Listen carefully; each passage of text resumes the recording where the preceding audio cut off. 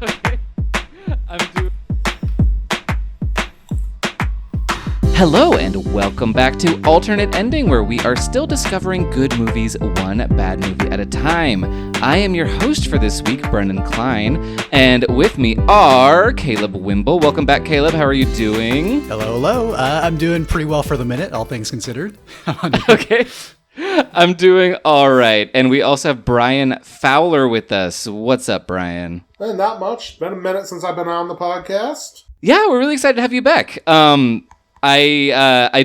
did warn us to tread lightly around the topic of Supergirl, which will come up at some point. I promise I will not spend a full hour talking about Supergirl, so somebody will just have to set the clock at 59 minutes.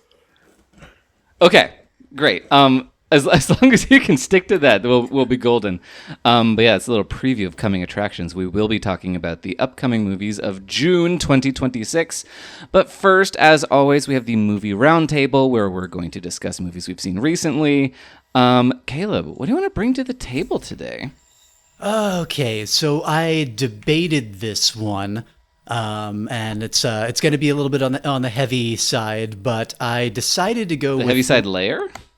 No, well, that would be a lot more fun than the topic of this one, to go back to the cat's well, I think. But no, this one, unfortunately, no such special place. It's the 2019 television documentary, Leaving Neverland. I wonder why you watched this.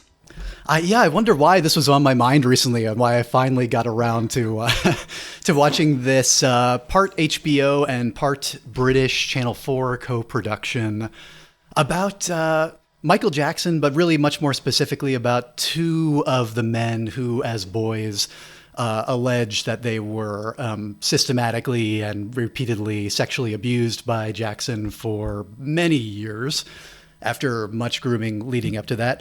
And I say alleged, of course, because the Jackson estate is just about the most litigious entity on the face of the planet. And they have succeeded, among many other things, in getting Leaving Neverland pretty much eradicated from U.S. streaming services, or from even the ability to rent it here, all of which stems out of a lawsuit threat based on a 1990-something concert documentary that HBO did of Michael Jackson, in which they signed a non-disparagement clause, and which the Jackson estate has, these many decades later interpreted to mean that HBO can never be involved in any production speaking ill of Michael Jackson. So there was some sort of out-of-court agreement, and HBO removed it from everything. It cannot even be rented here again, though you can see it overseas just about everywhere quite easily, which means, of course, if you have access to a VPN service or any other numerous means of watching things that are not, legally available in the United States, there are ways to see this.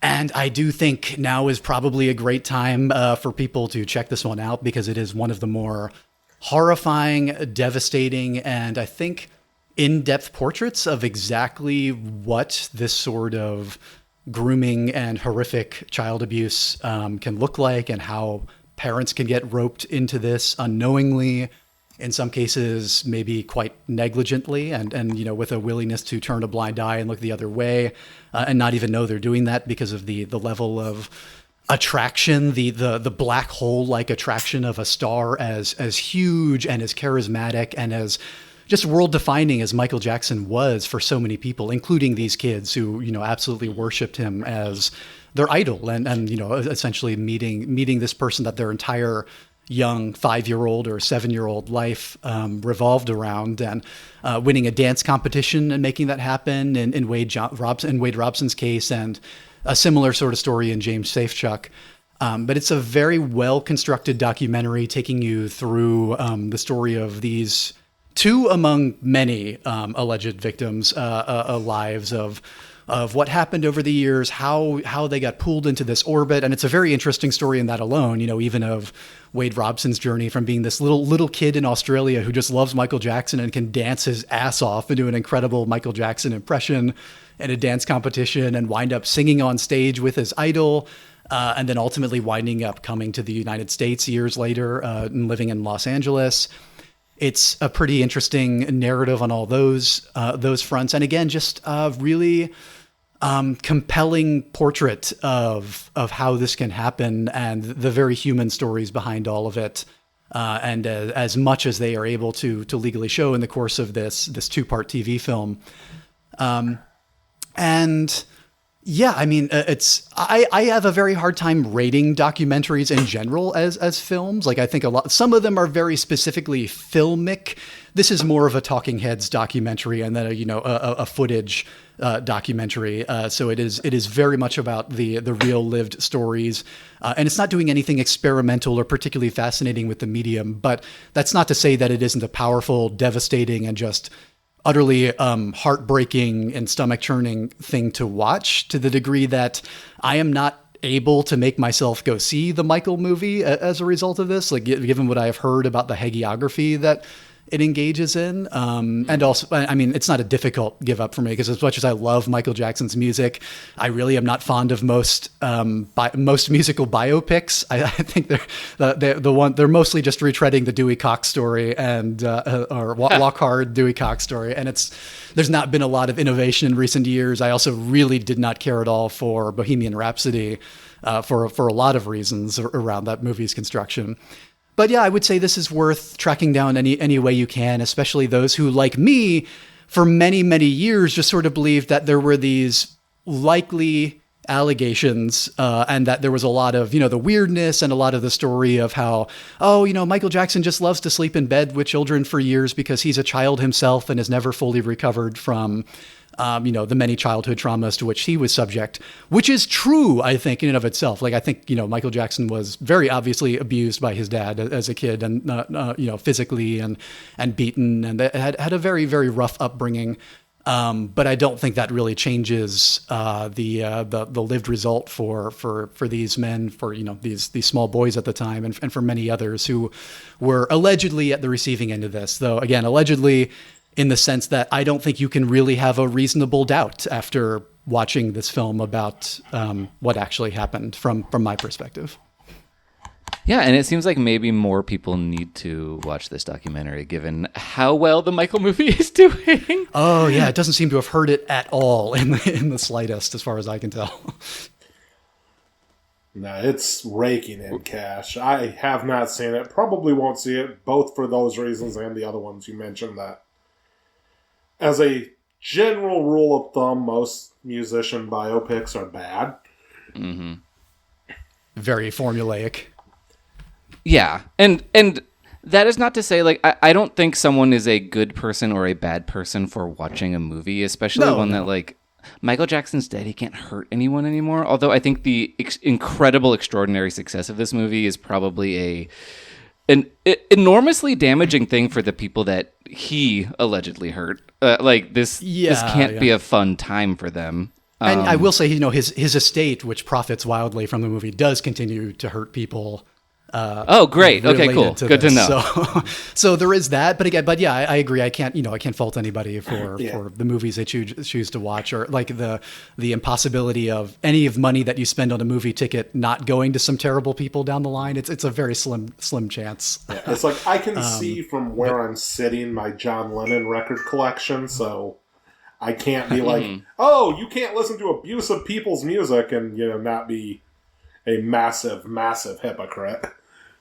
No. Yeah, and I don't think it makes Michael Jackson any less of a great artist and one of the all-time great pop stars. I just think it's incredibly important to realize that he, again, allegedly was also just, ruined people's lives in really horrific ways at the same time. And those can both be true. And I think they often are true of great artists, unfortunately, in positions of great power and fame.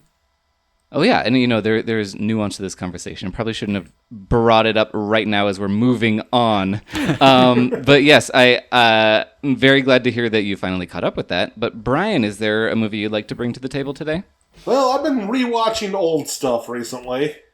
Hell yeah. I watched these little-known franchise of movies called something, let me see if I have this right, Star Wars recently. I think I've heard of that. Yeah, they're obscure. And then I also decided to watch a movie I've seen before, but a cut of it I had not. The 139-minute director's cut of the 1984 Supergirl movie, which is a bad movie. Oh. exists in at least 3, possibly more cuts. There was the U.S. theatrical cut that's 105 minutes. The international theatrical cut, which is the one that's easiest to find now, that's about 125 minutes. And the so-called director's cut, even though the director prefers the international cut, that's 139 minutes long. That Warner Archive released as a bonus feature on DVD, along with their Blu-ray of the international cut a few years ago. Well, okay, does this cut does it feel like it's an attempt to solve Supergirl, or is it just a longer cut with more footage? Really? So, keep in mind that I have not seen the U.S. cut since I was a child, because it has never been released on DVD, at least legally. I'm sure somewhere out there you could probably find a DVD that has it on it, but the U.S. cut was a extremely sliced to ribbons version that it's not a good movie in any cut, but the U.S. cut is, by all accounts, almost unintelligible because of how much is missing. Do you know why that happened? In particular to the U.S. I do not know. Generally, the international cut's considered the best cut of the movie. There are also some even longer cuts that were aired on TV in various markets where they just put, oh, well, we have a little bit of footage here. Let's stick it in. We can charge an extra, $500 to air it. But a lot of the elements, I guess, are missing, damaged. There is no HD version of the director's cut because Warner doesn't have film prints of it. They have a standard definition print that they got from Anchor Bay. But in any cut, it is a goofy, bad movie that I love. It is funny when it's not trying to be. It's funnier when it's not trying to be than when it is. It has just the most ridiculous plot. And it has Faye Dunaway just hamming it up at, not even at 11. She's at about a 17. That does sound very appealing. I do need to catch up with this movie. And it ends in a completely unintelligible, magical crystal world sort of sequence, right? Am I remembering that right from a TV partial viewing of it once? It's very strange. All of it is very strange. And she just comes out of a lake and you're not really sure what happened or what happens afterward. Yes. Christopher Reeve was supposed to have a cameo in it. He read the script and refused. And this is the man who, just a couple years later, wrote Superman 4, The Quest for Peace. Well, co-wrote. So, it's... The movie's got issues. Interestingly, it was written by the same person who wrote the 1987 Masters of the Universe movie. Oh, as that is timely as well. Yeah, as well as The Dark Crystal, which I don't have anything to tie into with that, but... No, we'll have to leave Masters of the Universe as that, the little tease for where we're going. Did you know... I am... Oh, sorry, go ahead.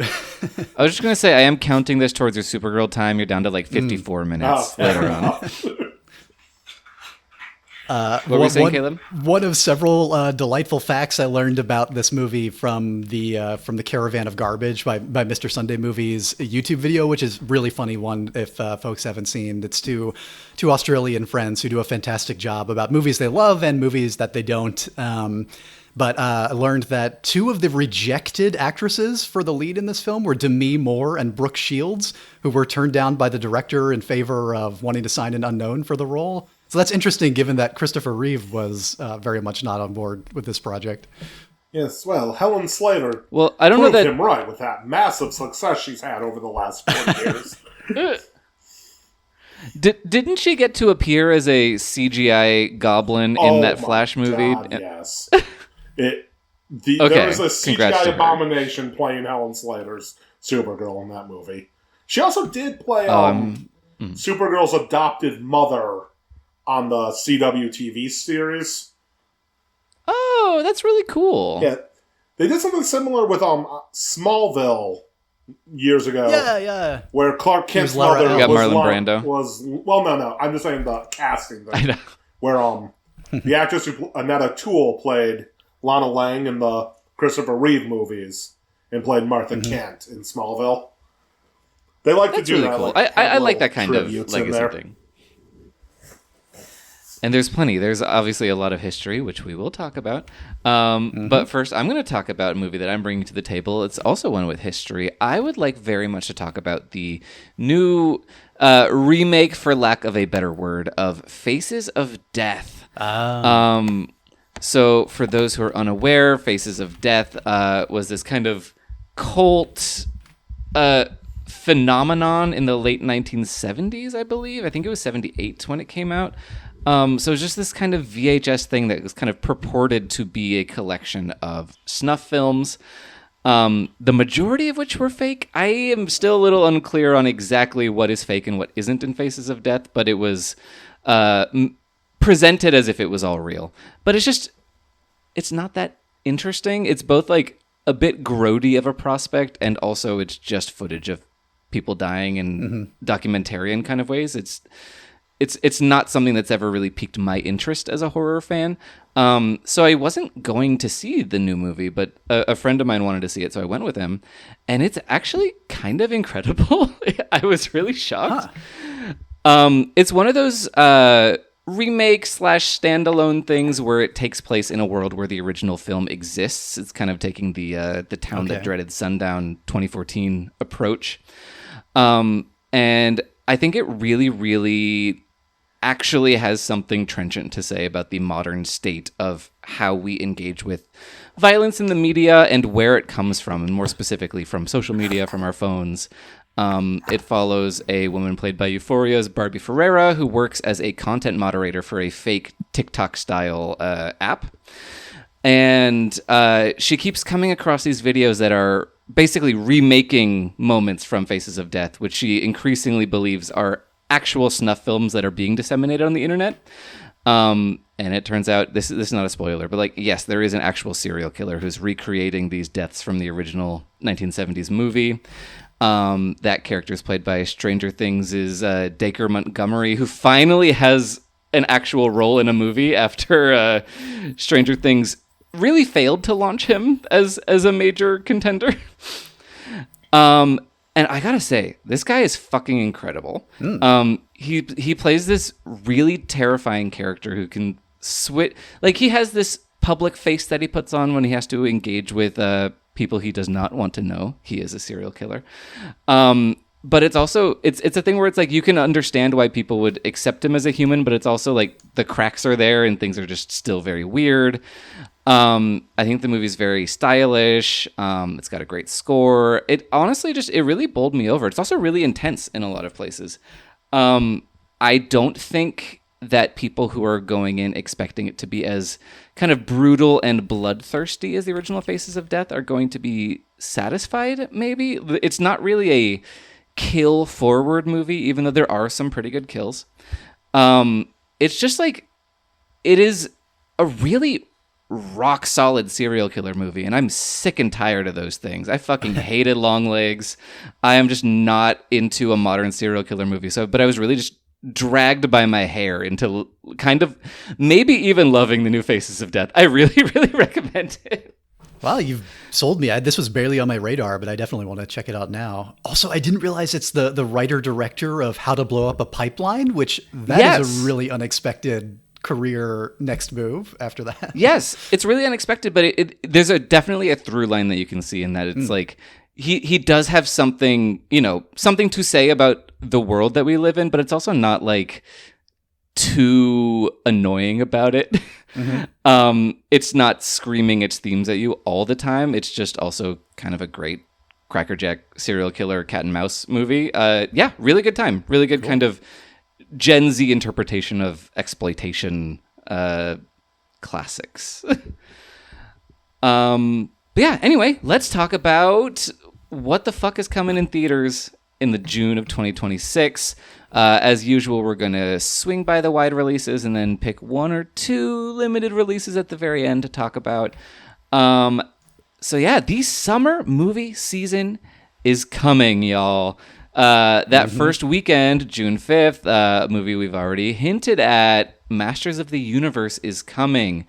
I think I want to start with you, Brian. It seems like you maybe have a background in this. What are you feeling about this movie? I'm intrigued. I'm not blown away by the trailers, but I'm a little bit older than you are, and I did grow up watching He-Man and the Masters of the Universe as a kid. I own several He-Man comics that are sitting around here somewhere. I think the movie looks much more faithful to the property than the 1987 movie was, which took place almost exclusively on Earth and not Eternia. Except for all of Frank Langella's beautiful, incredible Shakespearean flourishes as Skeletor. And that is definitely the part that does not look better than the 1987 movie. I do not believe Jared Leto will give as good a performance as Frank Langella. I wouldn't be surprised if that was true. I would be shocked if it's not true. Because for one thing, Langella's performance is legitimately really good in that terrible movie. It's hammy and over the top, but it's hammy and over the top in the right way. Oh, yeah. He's playing a cartoon character. Exactly. Like that feels like the right move. He seems like the only person who really got in that movie that he was playing a cartoon character. And a cartoon supervillain at that. But, no, I'm intrigued by the movie. I want to see where it goes. It kind of interesting, the whole Prince Adam has been stranded on Earth for however long and has to reclaim Eternia. And there's enough of the child He-Man fan in me that's going to go, ooh, it's Battle Cat! Ooh, it's Evil Lyn! Etc., etc. But, oh my god, you saying that of him, like, the idea of him being stuck on Earth for a while and Eternia has kind of fallen to ruin and he has to reclaim it. This is the Muppets 2011. Like, it is kind of a meta story about how long it's been since we've seen He-Man on screen. Although, kind of hasn't been that long with the Netflix series just a few years ago, but... Oh, yeah, they've brought a couple on the of big those, right? screen, perhaps. On the big screen, it definitely has been, yes. But yeah, just real quick, since I already started talking, yeah, I think it looks like a pretty generic fantasy adventure movie. I have no connection to the Masters of the Universe source material at all. But I am married to someone who is the world's #1 Nicholas Galitzine fan. And I have come to appreciate Nicholas Galitzine as a screen presence. I first encountered him in 2021's Cinderella opposite Camila Cabello, which is maybe not the best delivery system for encountering a new actor. But I found him to be really charming in a lot of things. He's great in Bottoms. He's so funny in that. He's so funny. He's really good in The Sheep Detectives, which I just saw literally today before recording. And that wasn't the movie you brought? No, I really wanted to talk about Faces of Death. I am only human. But I'm kind of curious to see if he can hold down this kind of packaged, out-of-the-box kind of movie tentpole IP thing. Like, I'm curious what he'll do with it. Bottoms makes me think he has the right energy to be able to play an unconsciously ironic character in a way, which might be a good fit for He-Man. Especially in this day and age. But I'll be honest, the thing that has me most interested in this, like I did not really grow up with He-Man either. I saw maybe 1 or 2 rerun episodes, and then I saw Masters of the Universe in college on like a bad movie night, and I do really enjoy that movie as a bad movie. But it's mostly Travis Knight that makes me interested in this one, because he really hasn't gone wrong anywhere yet, and he's only had, I guess, 1 live-action movie before this, but it's the only Transformers movie I like, in Bumblebee. And his animated movies are some of my all-time favorites. So I am tentatively eager. Like I will go to theaters for this one, I think, on that basis and everything else we mentioned. Gotta give it to that kid, Nicholas. How do you pronounce his last name? I say Galitzine. Am I right? I don't know. Fair enough. Kid's clearly been hitting the gym. Oh my god, yeah. I mean, he spent like years in the gym. It was a very scary kind of. He suddenly appeared on Instagram one day and was like 800 pounds heavier, and just like the way he wears shirts is so fundamentally different now. I'm like, oh, you are a different human. They pumped you so full of steroids or HGH. whatever the hell they had to do. Yeah, it's like I was looking at him. I was looking him up, and there was like a picture of him from a few years ago on his Wikipedia. I'm like, that's half the man he is now. But yes, moving on from Masters of the Universe, which it sounds like we're all going to check out, even if it's kind of a tentative way of going about it. We have the new, I guess, legacy sequel, Scary Movie, which is, I believe, the 6th installment in the franchise. Only number right. 6. Wow. Yeah. Well, Scary Movie 5 is one of the worst movies ever made. So we needed a break. Culture and humanity needed a break. But now the Wayans brothers are back at it again. Caleb, are you going to see Scary Movie? No, I hate everything those guys make. It's not for me. Yeah, no, I'm in the same boat. I think I think it's really exciting that black filmmakers had made such a fundamental 2000s franchise. But there are other black-led films that I think are great, and Scary Movie and Scary Movie 2 are not among them. Unfortunately, I only like the movies where David Zucker takes over, and obviously, he's the guy who made Airplane. He can craft a gag. But yeah, no, those first 2 movies I think are pretty bottom of the barrel. Awful. Scary Movie 5, which was Malcolm Lee, who either makes great movies or the worst movies you've ever seen. That's awful, and this looks just unbearable. Not going to watch it. I am 0 for 5 in watching scary movies, and I believe I'm going to just go ahead and make it 0 for 6. I have no interest. I do not like this basic genre of put a scene from a movie, but make it allegedly funny. I don't Of a movie that was already funny to begin with in Scream's case, which is part of why I've always objected to the Scary Movie project. I've only watched a couple of those movies, and I regretted every one that I have. Mm-hmm. And I can see no reason I would end up, unless somebody knocks me out and drags me and I wake up tied to a theater chair, I don't think I'll be seeing Scary Movie. Yeah, and it's a huge bummer because, they're getting Anna Faris back. They're getting Regina Hall back. And those are 2 incredible performers, but they have not yet managed to save a Wayans Brothers Scary Movie, so I'm not going to count on them. I'm not going to rely on them to do that this time. Just for the record, the Wayans are not directing this one.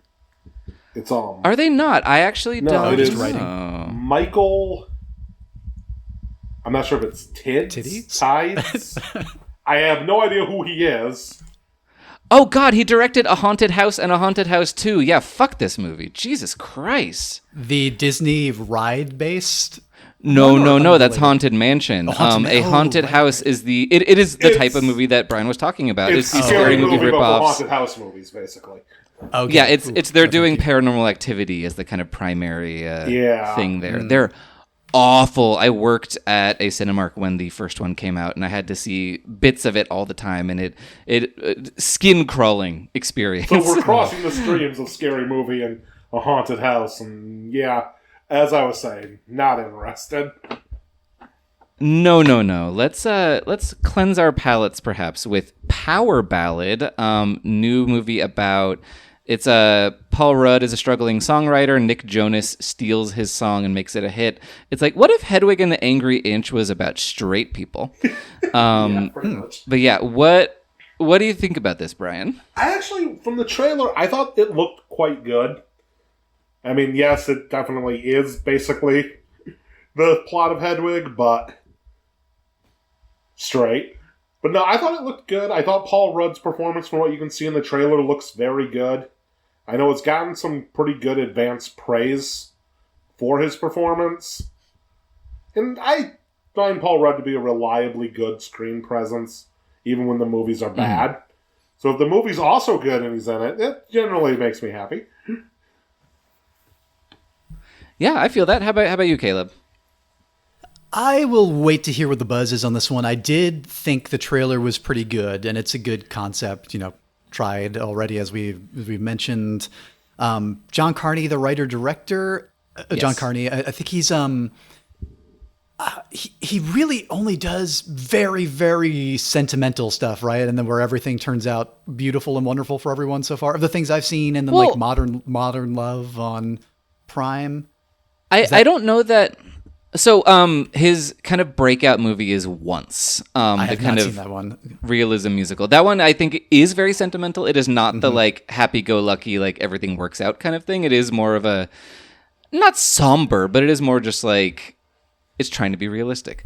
But Sing Street, which I love, is definitely more like in that vein of what you're talking about. That's a more recent movie from him. Yeah, and it's not really a knock necessarily, but like I liked parts of his work and parts of Modern Love, so I'm open to this one, I guess is what I'll say.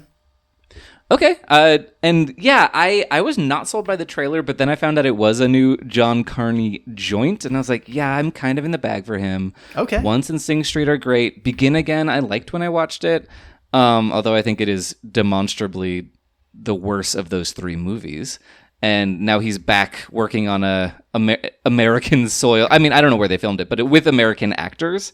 And I don't know, maybe that's where he loses his charm. I guess we'll find out, because I am going to go see this at some point.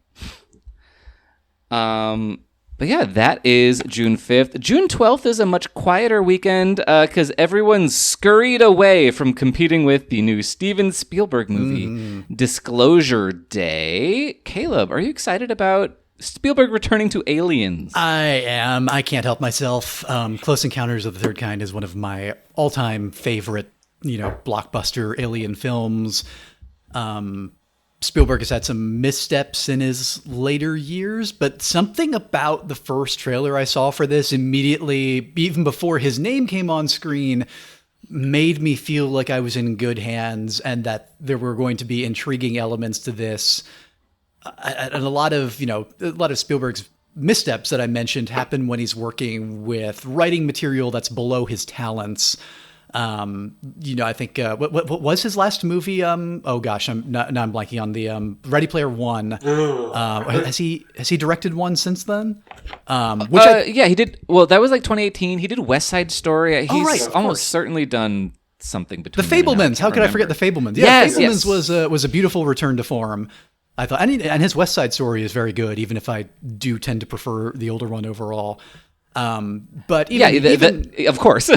Yeah. Even Ready Player One, I feel like all the strengths of that movie are Spielberg's powers to bear on a really terrible novel and making something watchable and somewhat enjoyable out of it. But when he is in his element with things that he is passionate about, which I really do think he is about aliens and alien invasions, or aliens among us, I have a feeling this could be a firing on all cylinders kind of joint from him. So I am excited. Yeah, no, I totally hear you on that. I think I'm a little bit, I hate to say this, I'm a little bit of a wait and see on this one. I kind of want to see how people are reacting to it. Mainly because it's like 2.5 hours long, which I am pretty allergic to. And I have seen Spielberg do Aliens. I do think he will do a good job, but like if it's I want to see if it's worth it for me just a little bit. Yeah, Brian, how about you? It's always kind of a risk when a director goes back to something that they did so well so long ago. I mean, Spielberg hasn't really touched Aliens. I guess Kingdom of the Crystal Skull, so that already kind of proves my point. He did War of the Worlds too in 2005. Yeah. So, I mean, he's done Aliens several times. So, I mean, he did two of the most defining movies of the 80s, right? Close Encounters was 80s, right? I think it was like 78 or something. It might be very 77, into the 70s. Okay. So, of that basic time period, though, he did two of the defining films of that time period about aliens. And, I don't know, the first trailer didn't do it for me. I haven't watched, I know they just released a new trailer a couple days ago that I was told had, like, plot points spoiled in it. So I haven't watched it. I'm intrigued enough that it's Spielberg working with aliens that I will see it, whether I see it in a theater or at home. But I'm not as excited as I feel like the concept should have made me. Yeah, Did anybody that's get very fair. Mm-hmm. Did anybody get bits of Minority Report vibes from one of the trailers at all? Because that's maybe also what has me somewhat excited, because I think that's a pretty underrated movie in his oeuvre. I do like Minority Report. Did not get those vibes. I was really getting Arrival vibes from what I saw. There's worse vibes to get than Arrival. Yeah, exactly. And like I said, I'm not mad about any of it. I feel like I need more of a hook. I don't really have a sense of what the film is about, and I think that's fine. I don't think I'd need to know, but I want a hook. I want to hear something about an actor or like a feeling or like something in it that excites me that isn't in that like original teaser. Wasn't it Emily Blunt, right? Yeah, it's Emily Blunt and Josh O'Connor. Once again, trying desperately to get my attention, and I just don't know. I don't know if he has it. But yes, sorry. I feel like when I host these, I am just dumping on movies all the time. I actually feel pretty good about June compared to the last couple months, so I do want to say that. But we now have to move into June 19th and talk about Toy Story 5. Must we? So we can gently tap it like it's a hot stove. Brian, how are you feeling about it? So, I loved Toy Story when it came out when I was 13 or 14. I did not think it was a movie that needed a sequel when it came out. There was nothing about Toy Story that didn't feel resolved in Toy Story.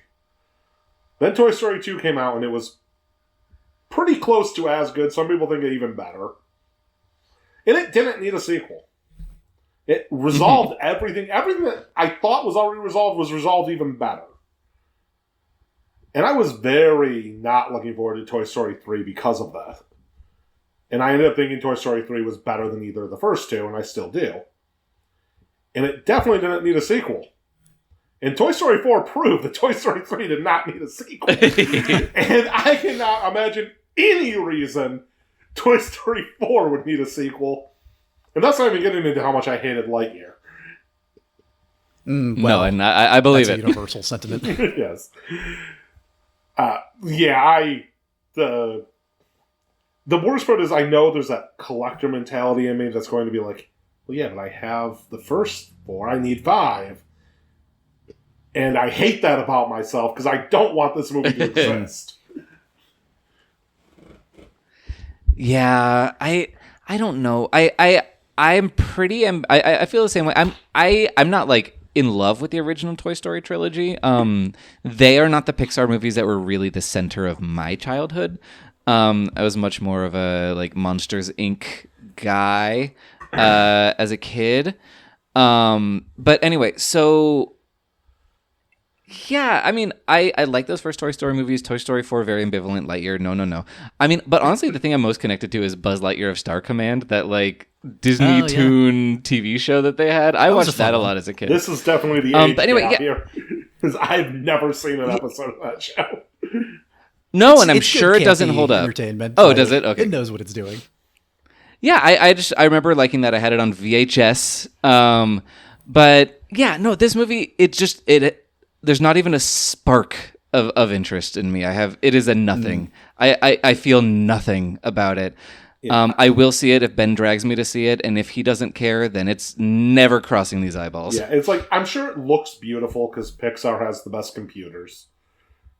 But I don't care. I don't want this movie to exist. Okay, Caleb, do you have a rebuttal, or are you joining the chorus? Oh, not a rebuttal. I liked Toy Story 4 better than 90% of the alternate ending cast and crew, I would say. I'm not particularly excited for this, but I am open to it. I will not plan to see it in theaters unless I hear good things. But, you know, the Pixar trajectory has not been good the past few years. And I was a longtime defender in the early 2020s of saying, no, they're still doing some really fantastic films here and there. And I did not think that they had like lost the juice or anything. I was a huge lover of Soul, for instance. And the way things have been going the past few years, they're just settling into a kind of overly comfortable, formulaic predictability that isn't necessarily anything people would have accused Pixar of in the early decades. So I guess I've come around on that argument. And of course, the fact that it's Toy Story 5 speaks to that probably inherently. But I didn't mind the trailer. I think the concept of like, it's a little obvious that you're going to deal with screen time, but of course you're going to deal with screen time if you're talking about kids and toys these days. That's an unavoidable, obvious subject. And I am open to the possibility that they figure out how to do this again. Andrew Stanton really hasn't directed much in the past decade, at least. I think Finding Dory was his last one, which, that was probably one of the weaker Pixar films ever made at that point. And it was John Carter before then, so that's not promising. But, he did WALL-E and he did Finding Nemo, which Finding Nemo was my favorite with a star as a child. And I was also very much in love with Toy Story 2 and Toy Story 3. So yeah, my heart still has a little room for a Toy Story to sneak in there if they do it right. And to be fair, I think I scored Toy Story 4 like 3.5. So it's not like I thought it was a bad movie, as much as I just thought it was a extremely unnecessary movie. Yeah, and a big drop from, kind of masterpiece status. Because the other three I have at 5, 4.5, 5, so... Yeah, and for what it's worth, if I do get dragged to see Toy Story 5, I don't anticipate that I will have a bad time.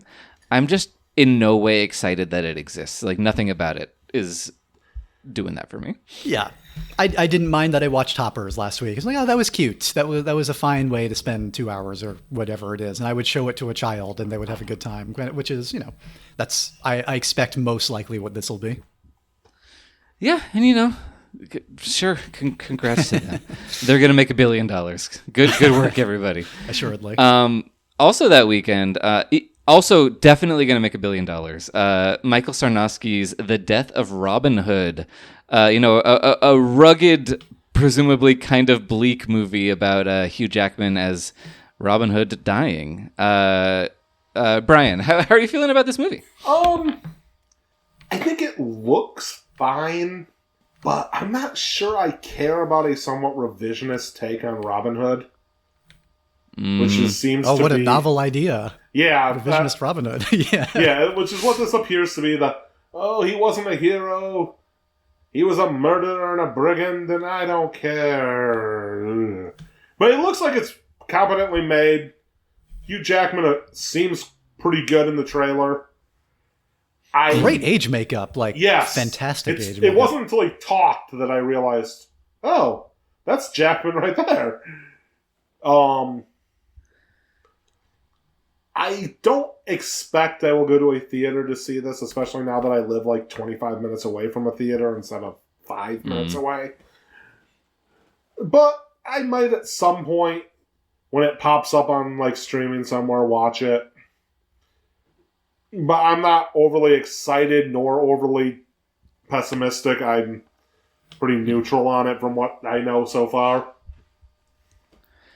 Yeah, no, that's fair. I kind of feel the same way. I don't feel like this is a movie for me, but it does seem like it could be good for the people who like the thing that it's doing. And Michael Sarnowski, I thought I haven't seen Pig yet, but I've heard great things.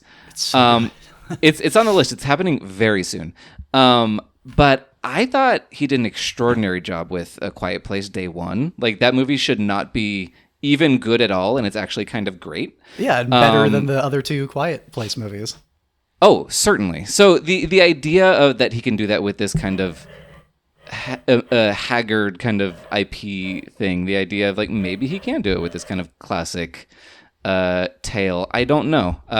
It might be one I catch up with before the end of the year. But power to the people who want to see this. I'm very happy that they get this. I'm in a similar boat where I watched the trailer and I'm like, what is this concept? I don't care. This looks so dour. I don't know. This isn't for me. But then when Michael Sarnowski's name came up, I was like, oh, suddenly I am doing a complete about face on this. Like, I adore Pig. I was really surprised at how good he managed to make a Quiet Place Part 3 or Part 0, whatever, in Day One. And I am on board for whatever animated him to make this project. So I will probably see it in theaters just on the strength of having enjoyed his last two movies enough for that. Hell yeah. Okay, so I will keep an eye out for your review, and that might tip me in either direction. But yeah, we're gonna close out June, the weekend of the 26th. We've got two movies that are catering to the exact same audience. First of all, we've got Jackass: Best and Last, which I think is the 5th Jackass movie? 6th, 5th, somewhere in there. Something like that. 28th. Somebody call I have JV no and idea. ask.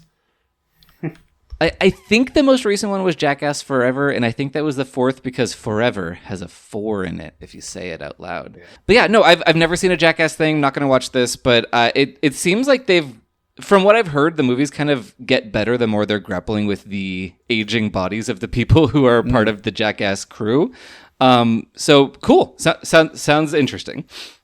Yeah, Brian, how about you? That's where I'm at. I watched maybe half an episode of the TV show back when it was on and thought, this ain't for me. I've never watched any of the movies. But for the people who like that kind of thing, it's the kind of thing that they like. As Caleb mentioned, our Discord friend JV is a big fan of the movies, and I hope he goes and sees it and enjoys it. I won't be joining him. Yeah. How about you, Caleb? These are not for me either. I have also never seen one. I think the trailers were enough to tell me very early on that it's just not my genre, and also very happy for the people who are excited about this one. Yeah, like I said, it seems like the people who are in the bag on Jackass have been really getting a lot out of these newer ones, and I think that's really cool. Yeah, it's not like I think it's bad. Yeah. It's just so very much not for me. Because, I mean, it's not even like, as I understand, there's not even like plot and story. It's just, we do this stupid thing. You laugh. Yeah. Rinse and repeat. And like I said, if you're the kind of person who likes it, it's the kind of thing you like. And another one. Power to the fans of Jackass. But yes, we have crested the mountain. We are going to talk about Supergirl. Maybe we'll save Brian for last on Supergirl. Yes, talk. Okay, Caleb, what's your take on Supergirl, the second of the rebooted like DC Universe movies?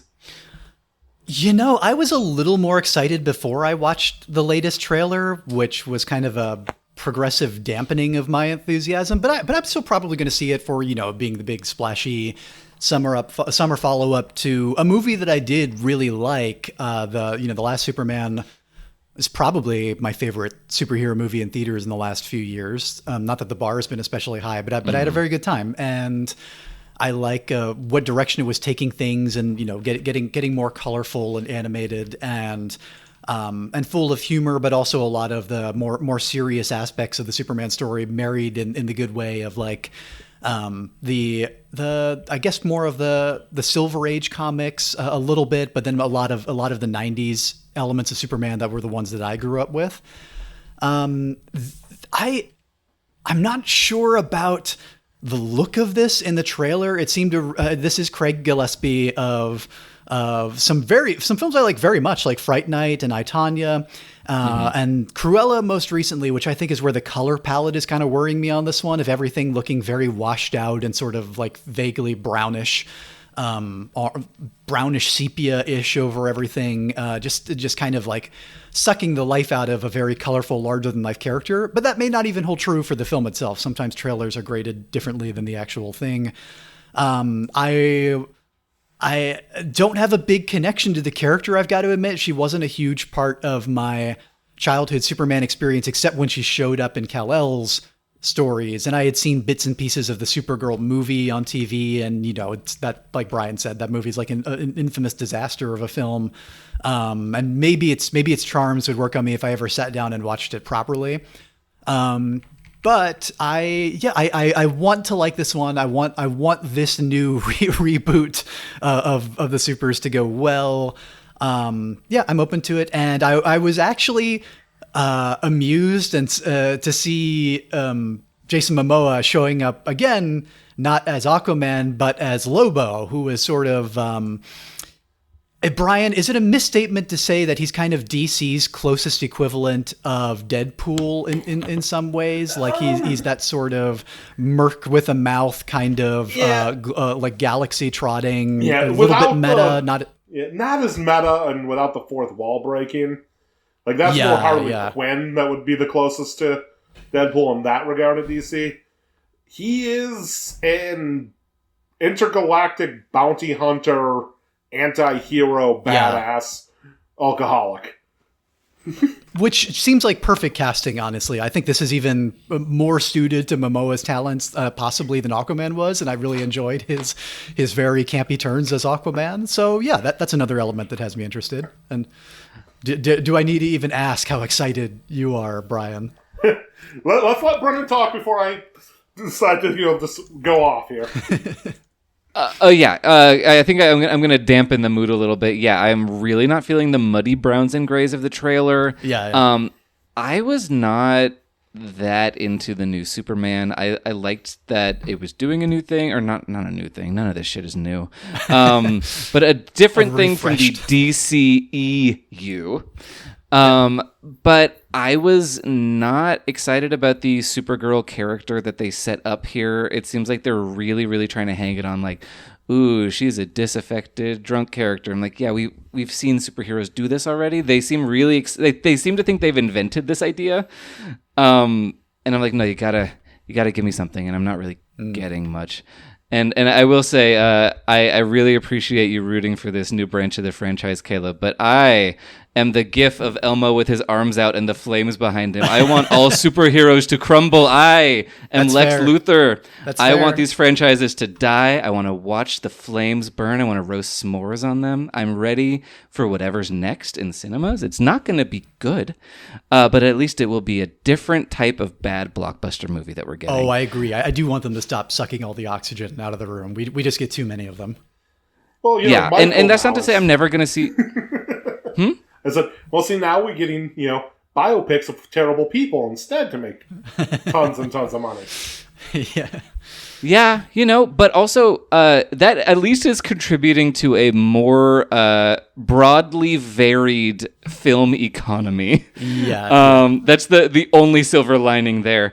But yeah, no, this I'm gonna sit out Supergirl unless I'm hearing like such incredible things. I mean, I'm planning to sit out basically the entire DCU until they can come up with something that is for me, and I don't know if they have that in them. Fair enough. The guy playing pre-melty Clayface is very hot, and that's the closest I've come to being interested in one of the new DCU movies. But yes, Brian, tell us about Supergirl. What are we wrong about? Well, this particular story is based on the comic book Supergirl, Woman of Tomorrow, written by Tom King, illustrated by, I'm going to mispronounce her name, she's a Brazilian artist, Bilqui?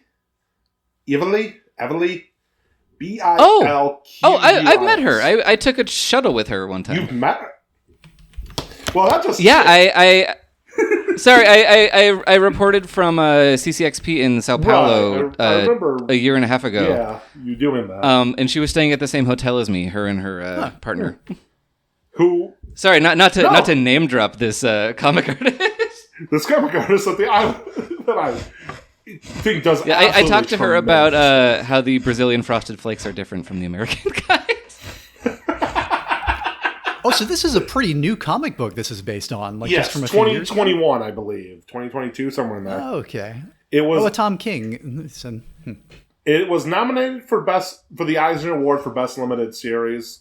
Everly is an Eisner Award winning artist from just last year for pencils on Helen of Windhorn, which I have not read. Tom King as a writer might be the most hit or miss writer in the history of comics. He has written some legitimate masterpieces like his Vision maxi series, his Mr. Miracle maxi series, his run on the former Robin and Nightwing character Dick Grayson, just called Grayson as a super spy. He's also written one of the worst comics of all time in Heroes in Crisis, as well as a very mixed bag long run on Batman. It included one of the worst comics of all time, The Gift. But Supergirl Woman of Tomorrow is one of his better works. I wouldn't say it's as good as The Vision. The Vision is his best work, but it is essentially a sci-fi outer space version of True Grit. Where a young girl named... I'm not positive how it's pronounced, and I don't know if the trailers for the movie have actually said how it's pronounced, but Ruthie Ruthye. It's Ruthye. Her father was brutally murdered, and she recruits Supergirl to help her get revenge, while Supergirl wants an antidote for a poison that Krypto was shot with by the same brigand. And in the comic book, it's a long chase across the galaxy. The movie appears to put a 3-day time limit on it, which Lobo is not in the comic, but if you're going to drop Lobo into the new universe, doing it while chasing someone across the cosmos is pretty much perfect. Mm-hmm. So the comic that it's based on is one of the best things DC's published in the last 5 years. 6 years, however long it's been now. So on that regard, I'm extremely excited. I love the story. It looks to be at least relatively faithful. On the other hand, the movie went through 8 rounds of test screening, which does not sound like a good sign. Oh, no. Amongst other things, it has had 3 different announced composers for the score. Oh, my. Whether they're doing a great job of fine-tuning this, or they're trying to salvage a disaster, I do not know. But Supergirl's a character I like a lot. My favorite long run on a comic book of all time is a version of Supergirl written by Peter David in the mid-90s to early 2000s. That is a completely different character, but it's still Supergirl.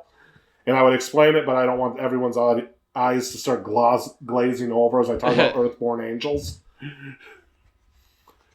But I like this character a lot. I like the story it's based on a lot. I want this movie to be good.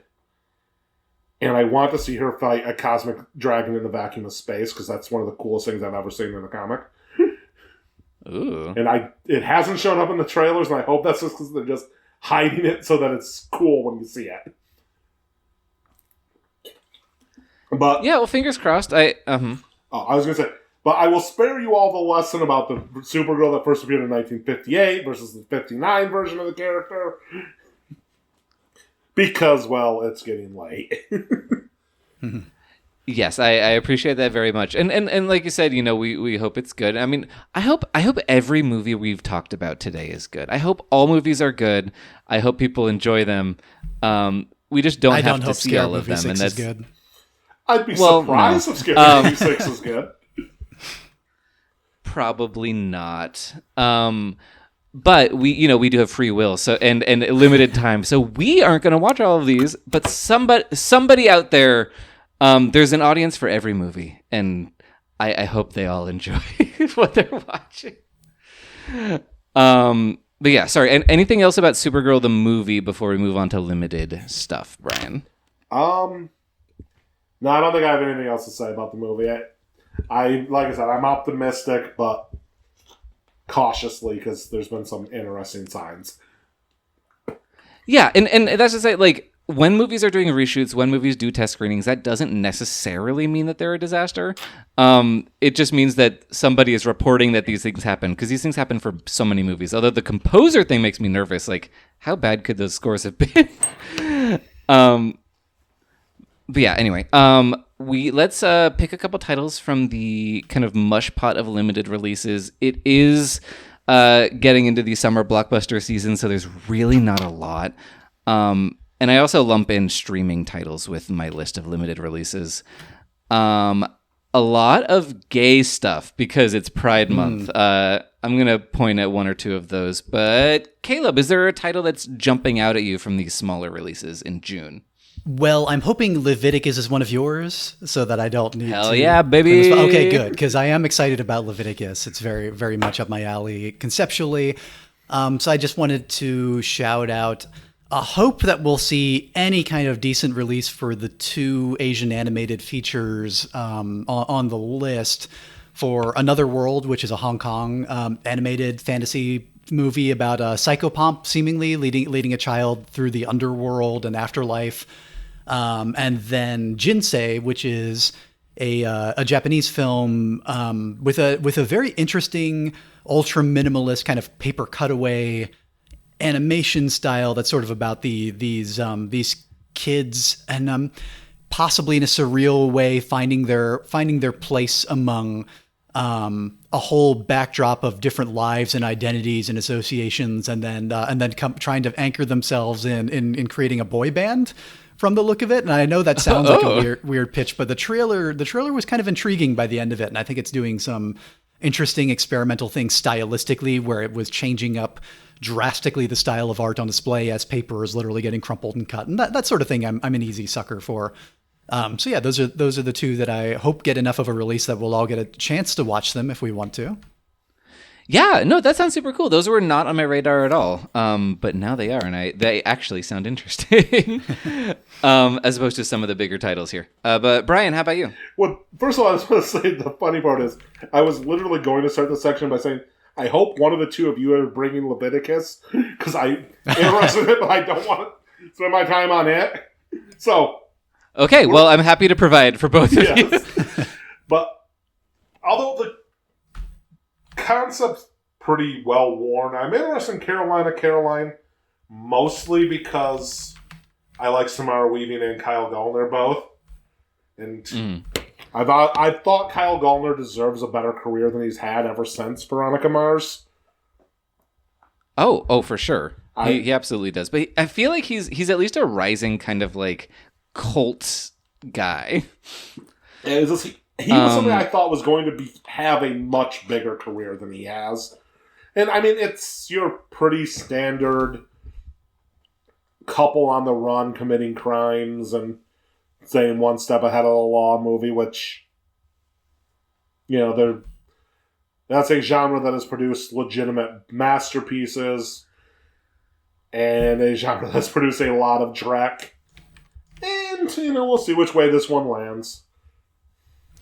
Yeah, I will say one thing that makes me excited about Caroline is that it's directed by Adam Remeyer, who he kind of came onto the indie scene in 2020 with a movie called Dinner in America that got completely buried under a pile of shit by COVID.